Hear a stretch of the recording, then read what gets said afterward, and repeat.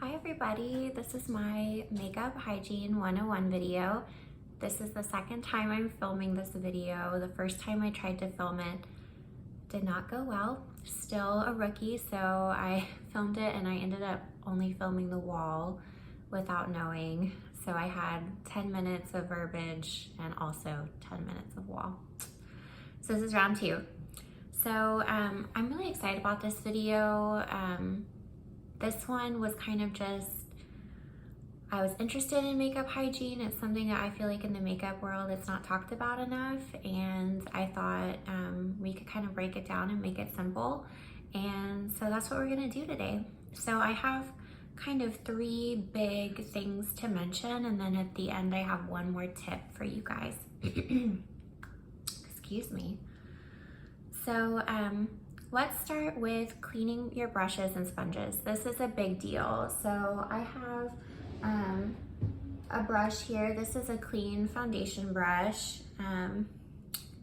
So the way that I like to clean my brushes is I take usually like a little bowl and I put about an inch deep of water in it. To me, it doesn't matter if it's warm or cool. I haven't noticed a difference. And then I put in like a good amount, probably 2 squeezes of scent-free hand soap. And the reason I use scent-free is because I know that the brushes are gonna go back onto my face, and I personally find that my face has kind of sensitive skin. So the scent-free soap leaves out a lot of chemicals that I just don't like putting on my skin personally.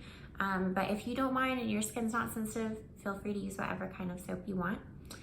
So anyway, at that point I swish the brush around in the soapy water, and then I run it under the sink while pushing it on my hands so that the soap is getting between all the bristles and so is the water from the faucet. And so I do that until I see that the water underneath the brush runs clear. So at that point, then I just kind of squish the brushes, all the extra water out of the bristles, and then I lay it on a towel to dry.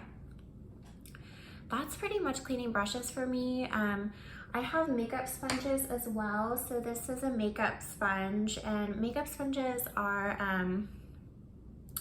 also, they need to be cleaned often, and I do it the same way, except I don't put it in the bowl of soapy water first. I actually put the soap onto my hands, and I take the beauty blender and I rub and kind of squeeze the soap into the beauty blender. I find if I just put it in the bowl, it doesn't get the soap deep enough to penetrate the blender enough, or the sponge I mean. And so then after I do that, then again I run it under the water and I get the water all over it and I squeeze it until all of the water runs clear again. You'll find that there is so much product buildup in your makeup sponges. I personally love them for application. They make skin looks so flawless, the foundation, but they do pick up a lot of product, and they are just little petri dishes for bacteria. So that is something to note with these kind of sponges.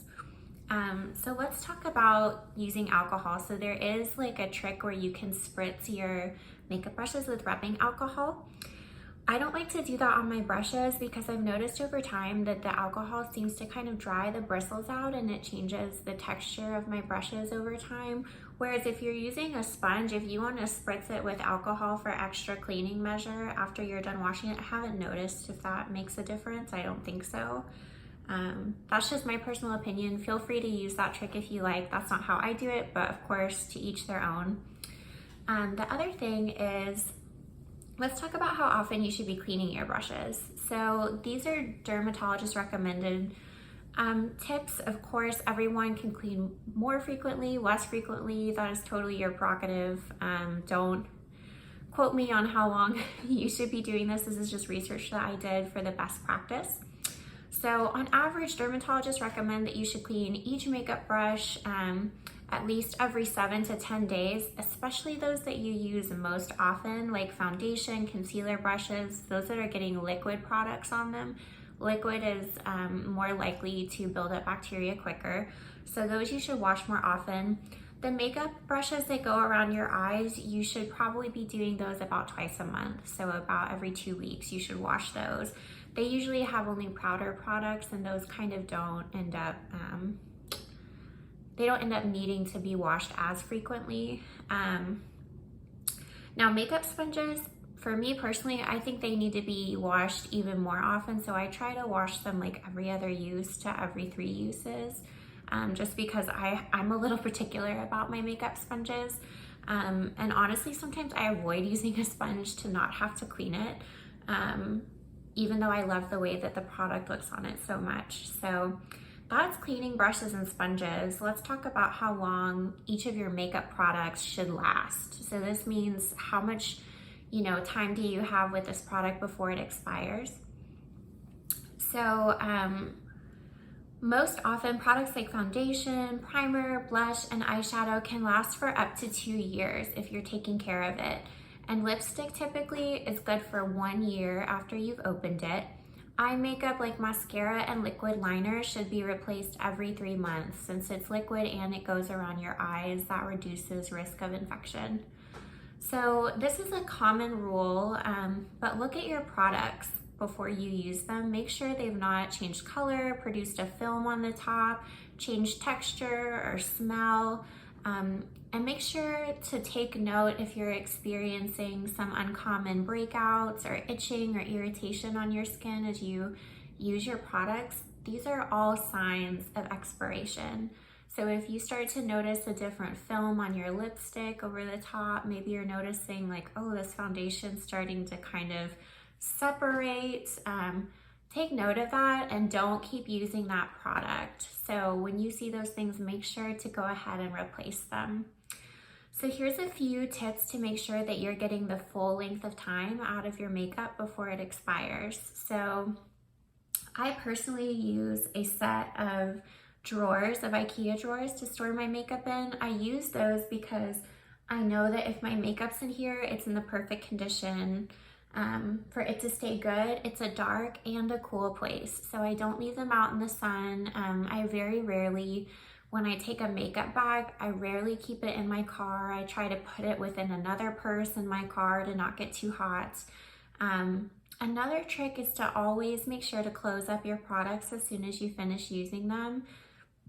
I feel like this is a thing that I'm always like trying to make sure that this is a habit I practice, because it's happened before where I'm in a rush, I'm getting ready, and I leave a product open that I was using. This happens a lot with my powder products, because I'm not thinking like, oh, it's a liquid, it's gonna spill. I think like, oh, it's not going anywhere, I don't need to close it.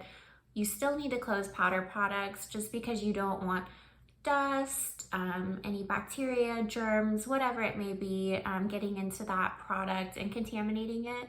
So as soon as you're done using it, go ahead and give it a close. And like I said about the alcohol spray, if you want to have a little spray bottle of alcohol to, ever spray down your makeup and just kind of try to detoxify it, if you think it sat out too long or you don't want to quite replace it yet, give that a try, see if that works. Give it a little spritz of alcohol and,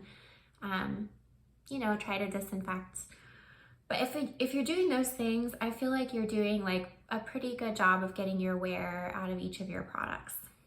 So the last big thing I wanted to cover is starting with a clean base. So that's your skin.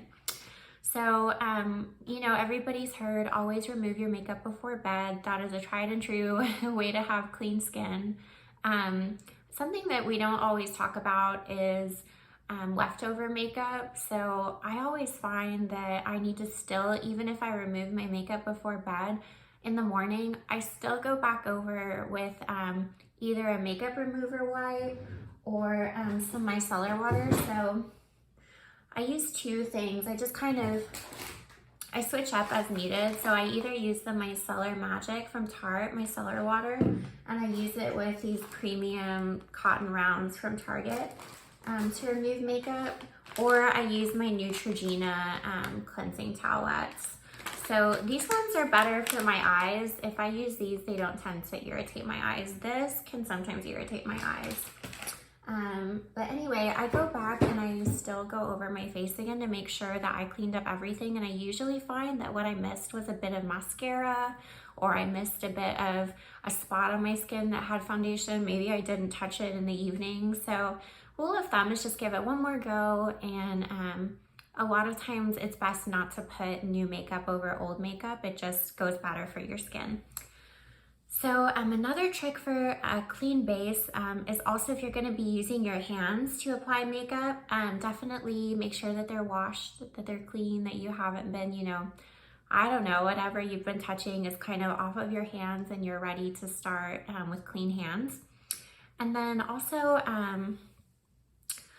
I'm a person that has kind of sensitive skin. I find that I don't have as many breakouts as I once had, but I still do get breakouts pretty regularly on my forehead and around my mouth. And for some reason, skincare products sometimes just don't sit well with my skin. And the thing that I found best for acne treatment is every single time, I mean, I wash my face every day, but every time I shower, I use a warm washcloth and I kind of exfoliate my face, but just with water, no other products. I find this really cleans out the pores of my skin because even if you remove with a makeup wipe, you still have to wash your face. And even if you wash your face, you're still not opening up your pores with the warmth and exfoliation. So that's why it's important, because makeup can get kind of under the pores of your skin and cause breakouts or irritation. And so whenever you take a shower, just take an extra minute to exfoliate your face with warm water with a clean washcloth. And then, yeah, I feel like that's kind of the best way to get like the deep clean of my pores without using like harsh chemicals. So that's a clean base. And then last but not least, I kind of wanted to talk about testing makeup in the store. So, yeah, we all go to the store and try to do, you know, makeup swatches. And I don't know about you guys, but the testers for me, I just never know if those are being used properly, if the last person that touched it, if they were ill, I don't know, those kind of things. So the way I found to do it is whenever I'm trying to swatch something, may it be lipstick, eyeshadow, blush, I always either put it on the back of my hand or I put it on my forearm. And the reason I do that is because there's not any like open orifices like a mouth or eyes for me to apply for germs to go in. And the only other thing that I do put on my face is foundation. If I'm like swatching foundation on my skin, I do put that there. But every time that I do that, I go ahead and I quickly, as soon as I've kind of like looked at it, made my choice, I get the makeup removing products that they do always have there in store, and I remove whatever makeup off my face or off my arm or off my hand immediately. And that I find is the best way to make sure that I still get to test it, I still get to kind of see how it looks, but I'm not putting it directly on my eyes or on my mouth. And usually I find that I don't have any contamination issues with that kind of process. So that's kind of everything that I wanted to cover for this. I mean, makeup hygiene is something that really in reality, I think it's pretty simple. I did a lot of research for this video, and I feel like if you're doing these things, you're doing a pretty good job. And of course you can like clean not as often, you can clean more often. There's no, you know, perfect formula. And sometimes I get really lazy and I don't clean them that often, if I'm being honest. And sometimes I get on a weird kick and I clean them all the time. It's just kind of a good place mark for kind of where you should maybe be considering to kind of how often and how much. But yeah, thank you so much for watching this video. I hope you learned something new or it was informative. I've noticed that women on the other YouTube channels that I watch, if they're ever wearing some like interesting lipstick, people want to know what it is. So the lipstick I'm wearing is the Maybelline Shine lipstick in the shade Pink Fetish number 085. And then the gloss on top is also from Maybelline. It's their Lifter Gloss, and it's in the shade 009 Topaz, just for some extra shine. So thanks so much for watching. Please feel free to like this video if you enjoyed it and you learned something, and leave a comment down below. And also subscribe for more videos. I'm going to be posting every Monday and every Thursday. Thanks so much. Bye.